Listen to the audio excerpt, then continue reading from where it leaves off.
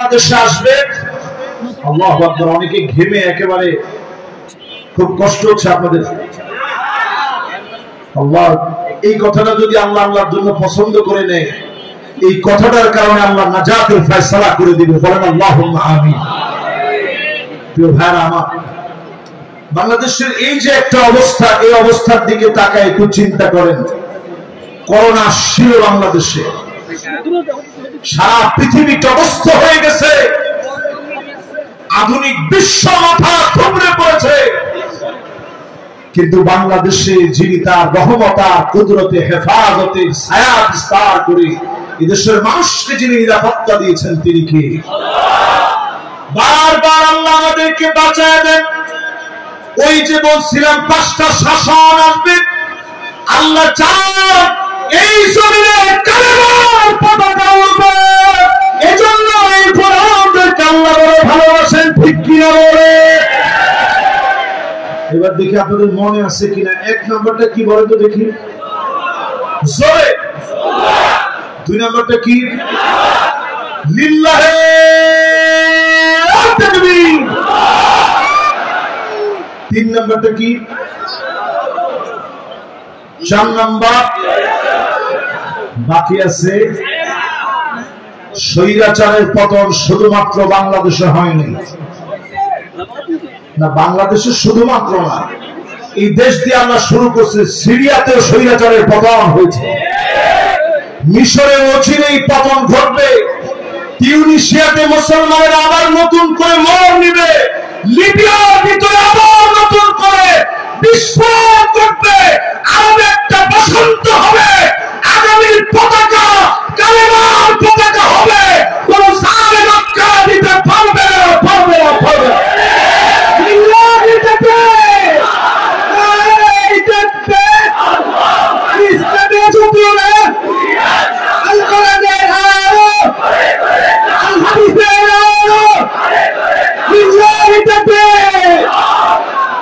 এই হাদিসের কথাটা শোনার পরে আপনাদের সাহস বাড়ছে না কমছে? আমরা সেই জাতি যারা পাহাড়কে যদি বলতাম পাহাড় সরে যাও, সরে যেতে বাধ্য হতো। আজকে আমরা এমন এক জাতি যারা মার খাচ্ছি প্রতিদিন। আমার শিশু বাচ্চাগুলোর পেট পিঠের সঙ্গে লেগে গেছে, ক্ষুধার যন্ত্রণায় ত্রাহি ত্রাহি করছে। বিভিন্ন শরণার্থী ক্যাম্পে আমি গিয়েছি, তুরস্কে, লেবাননে, জর্ডানে। আমি গিয়ে দেখছি মুসলমানের সন্তানগুলোর পেট পিঠের সঙ্গে লেগে গেছে, খাবারের মতো কিছু নেই। শিশু বাচ্চাগুলো কেঁদে কেঁদে আল্লাহকে বলে, আল্লাহ আপনার জান্নাতে তো খাবারের কোনো অভাব নাই। ও আমার মালিক, দুনিয়ার এই দুঃখ যন্ত্রণা সহ্য হয় না। মালিক আপনি জান্নাতের জন্য কবুল করে নেন। দুনিয়ার কারো কাছে তারা কাঁদে না, আল্লাহর কাছে তারা কাঁদে। এই মুসলমানদের জন্য যদি আমি আপনি যদি দুঃখ বেদনা যন্ত্রণায় না পড়ি, আমার হৃদয়ের ভিতরে রক্তের খরচ যদি না হয়, আল্লাহর কসম এই দিন আপনার আসবে যিনি বড় পরীক্ষা নেবেন তিনি কে? 5ম নাম্বার যে শাসক বাংলাদেশ সহ সারা পৃথিবীর মুসলমানদের জন্য অপেক্ষায় আছে, সেই শাসনের নাম হলো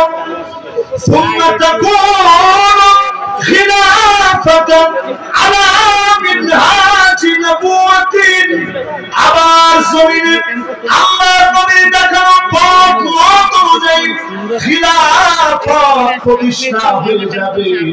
আবার যিনি কালেমার পতাকাকে বিজয়ী বানায় দিবেন তিনি কে? 54 বছরের সব দেখা শেষ। আজকের এই কোরআন আমি হাতে নিয়ে দায়িত্বহীন কণ্ঠে আমি বলতে পারি, 54 বছরের সব দেখা শেষ।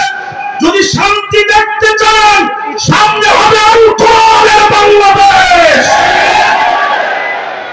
এই কথার সঙ্গে যদি এখন আপনি একমত না হন, বড় বড় 6টা আযাব বাংলাদেশের দিকে আসতেছে। আমি আমার জন্মভূমি, আমার জীবনের অধিকাংশ সময় আমি এই মাটিতে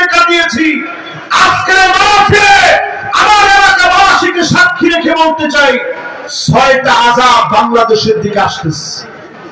ওটা আজকে আপনারা খাতা কলম নিয়ে বসেন অথবা অন্তরে আপনারা লিখে রাখেন 100% আগামী দিনে যদি ভুল করেন 6টা আযাব আসবে।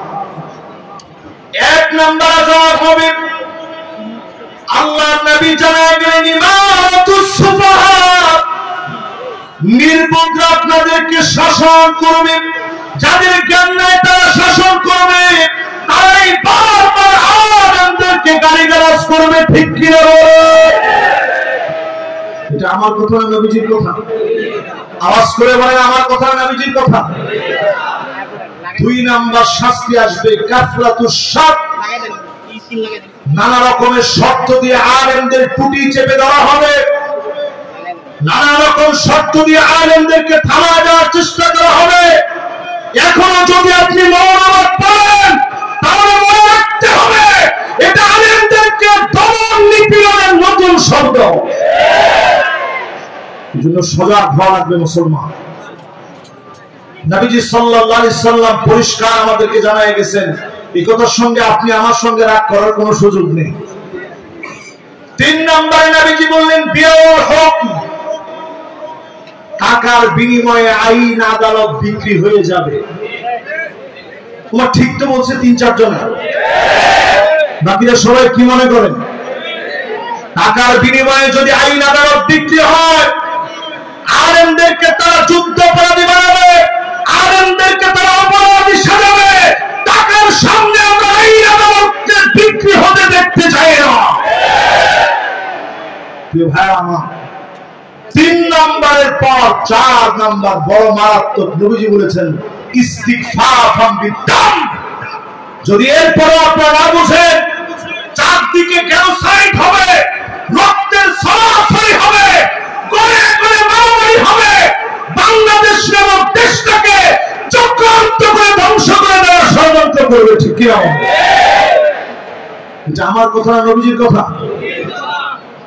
4 নম্বরের পরে 5ম নম্বরে নবী আলাইহিস সালাতু ওয়াস সালাম বলছেন, তোমরা দেখবা কাতিআতুর রাহিম, আত্মীয়তার সম্পর্ক ছিন্ন হয়ে যাবে।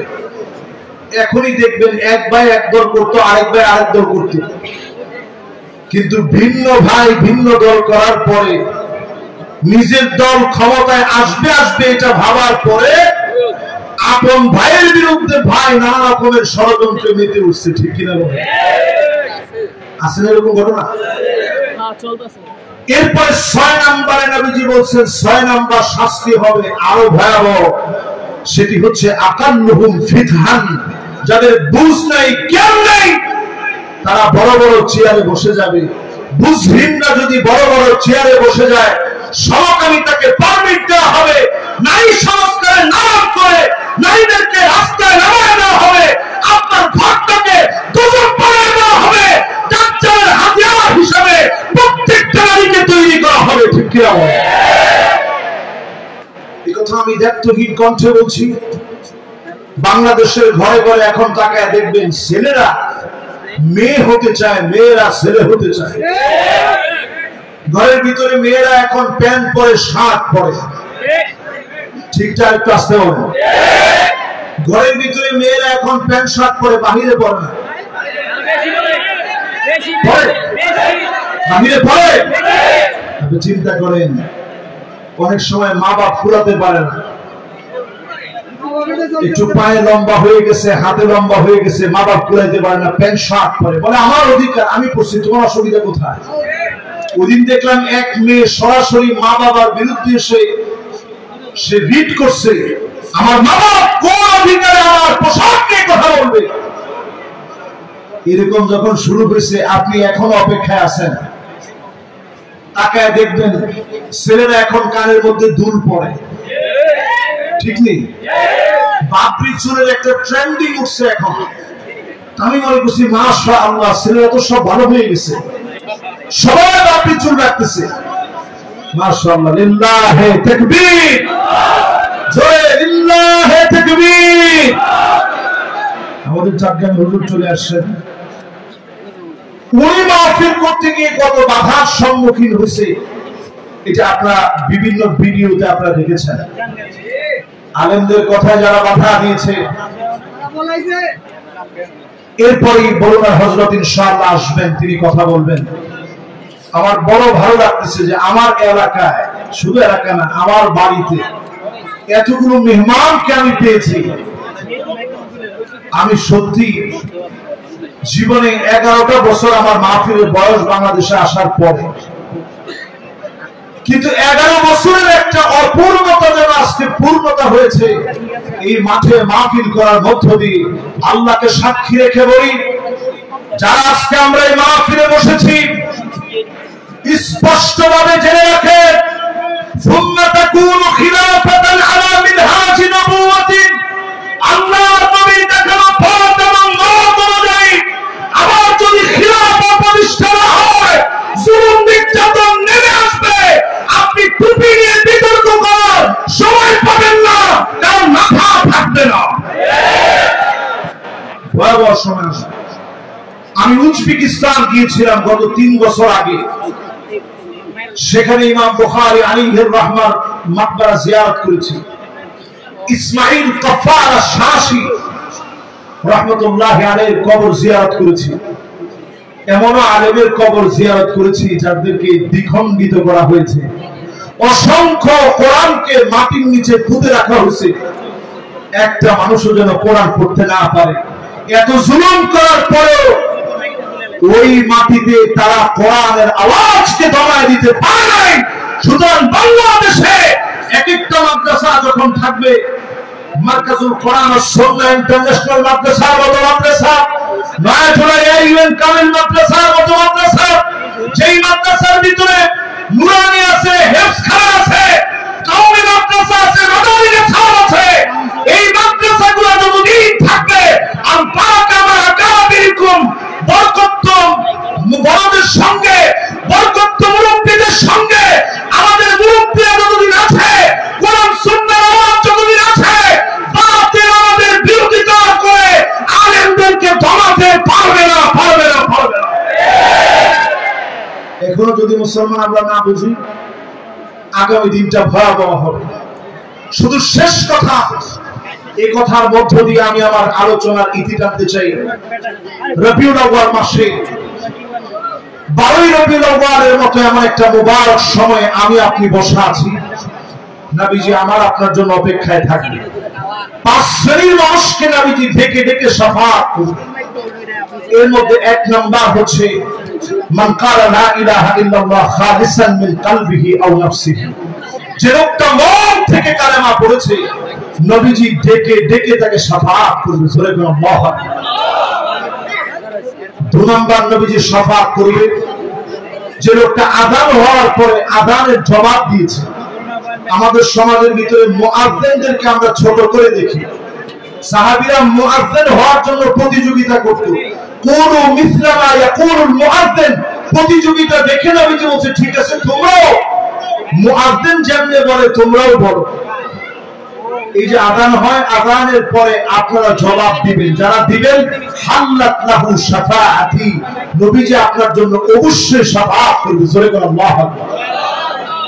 3 নাম্বার নবীজি শাফাআত করবে আকসারুহুম আলাইয়া সালাহ, অধিক পরিমাণ যারা নবীজির উপরে দরুদ শরীফ পড়বেন।